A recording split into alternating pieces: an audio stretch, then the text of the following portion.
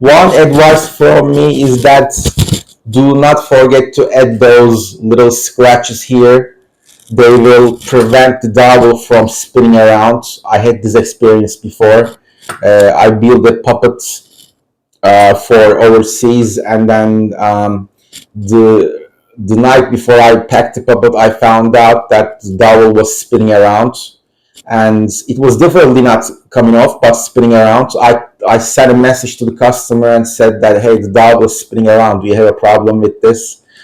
She said no, she didn't have a problem. Thank God, because that meant a lot of extra work for me. I would